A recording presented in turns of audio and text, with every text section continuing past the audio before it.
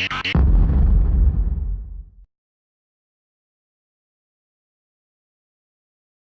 so this is what I'm saying. You know what we do, the jiu-jitsu, and especially this program at the high school, it changes lives.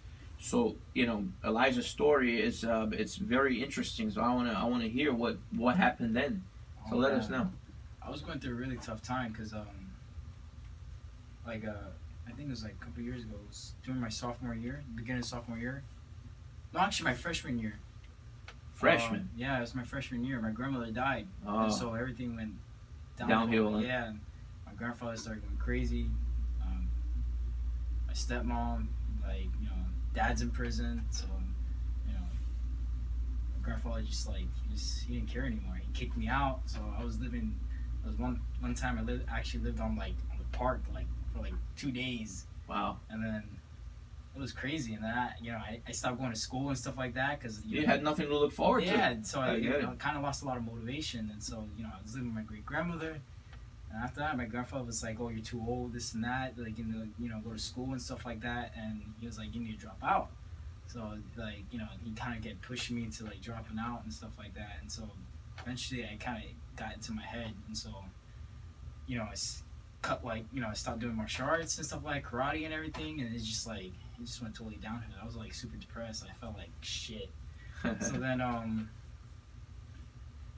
we went to so I signed the papers, and after that I was gonna go for my GED, and then looked around. I was saw a bunch of people who were kind of druggies, and this is not for me. That's for but I still kept going with it because I still wanted my education.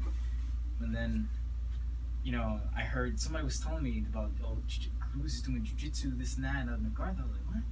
I was like, okay. Jiu-jitsu at the high school? That's what Never I was heard of that. Yeah. I was like, oh, all right. Right? Wasn't around when I was around. Right? Yeah, I was like, oh, okay. And so then I was like, all right. So then it just kept getting to me. I was like, man, I love martial art, I love jiu-jitsu and stuff like that. I was like, man, I had to my grandfather said, no, you're not going back to McGrath. You're not going back to high school. So I was like, well, all right. Well, then I had to write a whole giant paragraph to say, I'm sorry, can you please put me back in high school? I want to get my education. I want to do this and that, blah, blah, blah. So then I had to honestly, my stepmom, she was she was a drug addict, so I had to find her in a crack house. Ooh. So I literally walked in with a bunch of gangbangers and snorting freaking cocaine, and I had to pretty much drag her into school while she was still high. Yeah. So then she's still high. She ended up, at least she signed the papers, but I had to go look for her in Polk Street. Wow. So then I ended up signing up, and then I ended up seeing Cruz. That's when he saw my stepmom. Yeah. Walking through the guidance. Yeah. Yeah. Stuff at first I was still kind of a pissed off kid. I was I didn't really talk to the guys in jiu-jitsu. I didn't really like anybody, and then all of a sudden it's just it grew a bond. It kind of really changed what that brotherhood kind of touched you there, huh? A little brotherhood touched me. Yeah.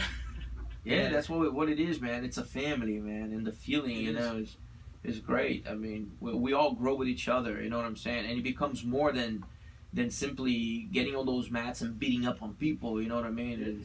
You grow a lot from it. There's a lot more to learn in jiu-jitsu than just the triangle choke that we get on the mat, you know what I mean? There's a family aspect, because I've only known these people 2.5 months now, and we already have this bond. It's just it's different from meeting people on the street, hey, how you doing?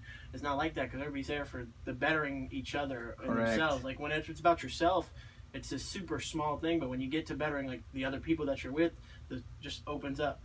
There you go. That's good. That's true. Very nice, man. I'm glad you're a warrior, man. You're a warrior, and you can't let anything get you down, because what you went through, or or go through, or whatever, but what you had to go through to get to what you wanted, and to stay, and to now be part of the program, and to be as a head of the together with the head of the program, pretty much. You're a warrior, man, and I admire you for that. And honestly, I started building up confidence when I was training with Cruz, and he kind of believed me. He was like, "Oh, every time he told me, oh, you should compete," I was I always doubted myself, and I was like, "No, I'm just gonna compete." And then started competing, and I started with more confidence. And then, you know, I had straight F's my freshman year. My sophomore year, I was doing horrible, and I was like, but then now I have like I'm hitting like 3.0 GPA, and then like I'm ready to graduate. That's it. Look at that. He always believed in you, man. Since the beginning, he used to come and talk to me and tell me about you and all. Always, you know.